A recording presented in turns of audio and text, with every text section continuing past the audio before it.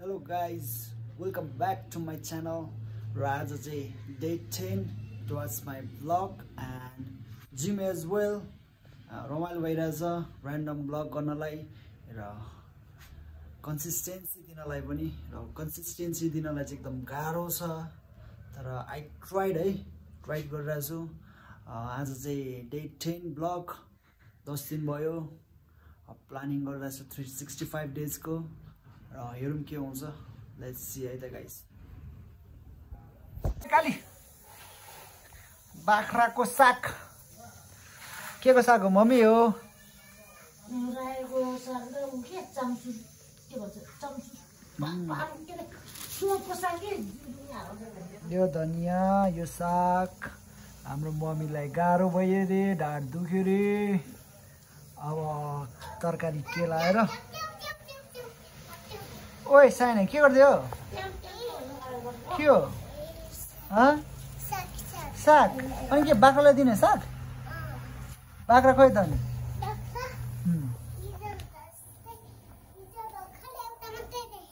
बाख्रा हो अनि यो बाख्रालाई घाँस गएको दे होला नि त्यो सागरी बाख्रालाई दिनु भयो होला बाख्रा कहाँ छ त गाई पनि थियो ठुलो अनि बाख्रा चाहिँ कहाँ छ अनि यो कसलाई दिने बाख्रा नै तिमी त हो नि बाख्रा साइना बाख्रा बाख्री होला बाख्री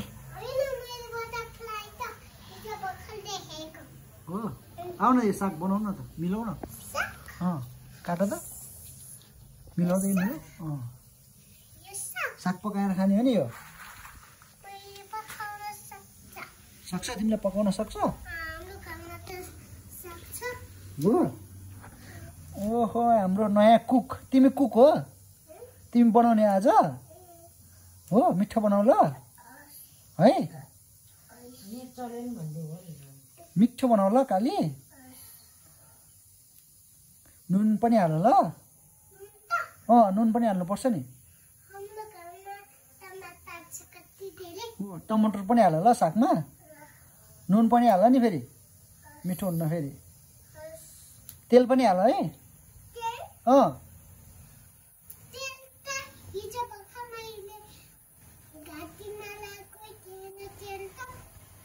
खाने तेल के है ल के हाल्ने भन त तरकारी बनाउनु बेलामा साग हाल्ने अनि नुन हाल्ने अनि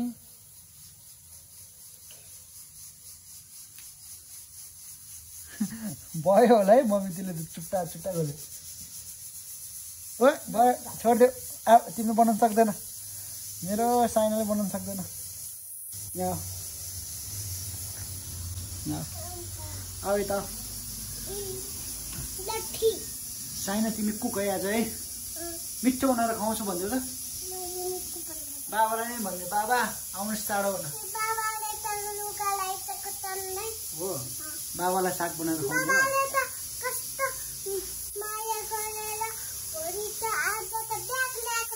हो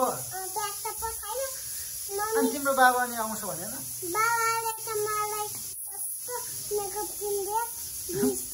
मेकअप नक्कलीलाई मेकअप चाहिने नक्कली नक्कली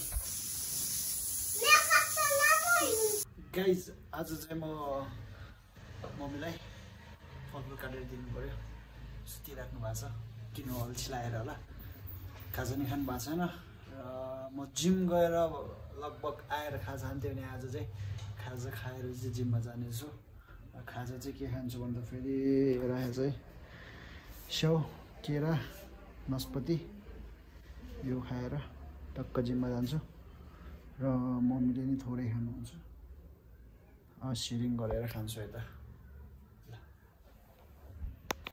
ल खाजा पनि रेडी भइसक्यो यो मम्मीको लागि यो मेरो लागि र डाइट चाहिँ एकदम इम्पोर्टेन्ट रोल छ है वेट लुज गर्नु पर्यो भने चाहिँ र मैले चाहिँ अलमोस्ट 10 डेजमा चाहिँ 3 केजी चाहिँ लुज गरिसक्यो कोले फर्स्ट भिडियो हेर्नु भएको थियो कि थिएन म फर्स्ट ब्लकमा चाहिँ आई वाज कति 68 अनि राइट नाउ चाहिँ हिजो भर्खर नापेको आई वाज 65 के।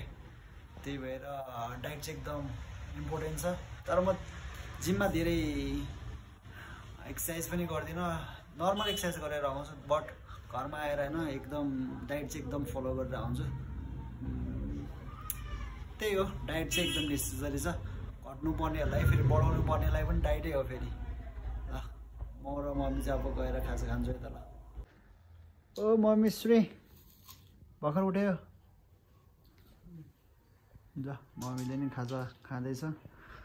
मम्मीले चाहिँ झन् चिल्लो पिरो चाहिँ खानु हुँदैन स्पेसल्ली, त्यही भएर मम्मीलाई चाहिँ डाइटमा चाहिँ राखेको होइन। मम्मीलाई चाहिँ खानै नहुने भएर चाहिँ मम्मीले चाहिँ स्याउहरू केराहरू यसो फलफुलहरू चाहिँ खाइराख्नुहुन्छ। र म पनि मेरो चाहिँ डाइटको लागि हेल्प भइरहेको छ एकअर्कालाई। एकअर्कालाई हेल्प भइरहेको छ नि त खाना खानलाई, खाजा खानलाई।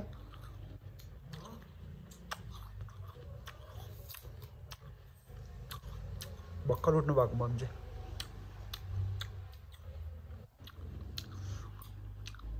दुईजना मात्र किन खाएको भन्नु होला नि फेरि। घरमा दुईजना मात्र छ, के गर्नु त, छैन कोही पनि। ड्याड बाहिर, दिदी नि बाहिर, दाइ काममा जानुभएको छ, बेलुका मात्र आउनुहुन्छ। र यता आमा छोरा। गाइज इट्स जिम टाइम है। म जिममा आइपुगिसकेँ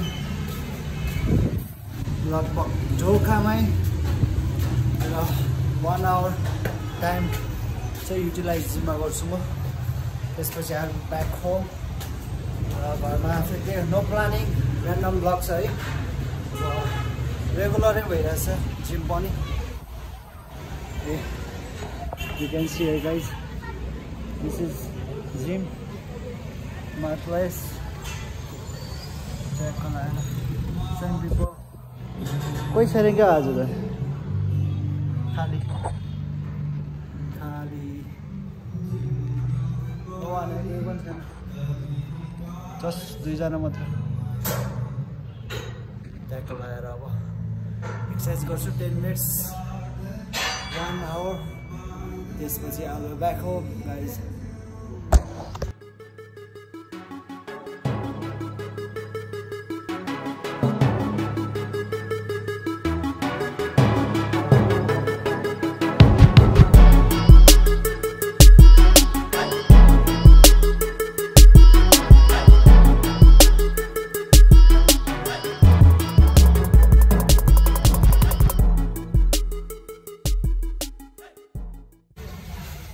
finally guys back to home.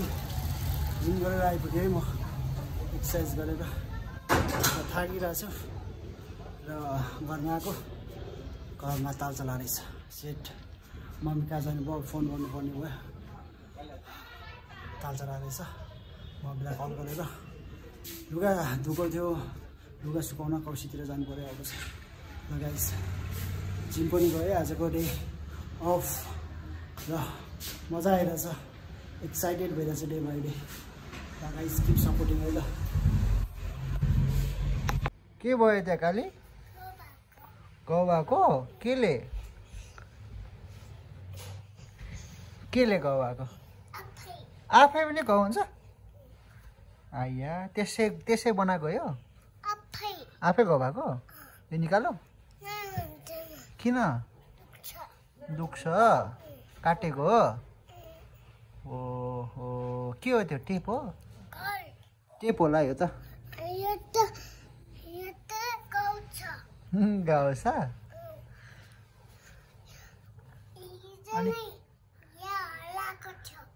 हो, अनि कान दुख्ने हरायो?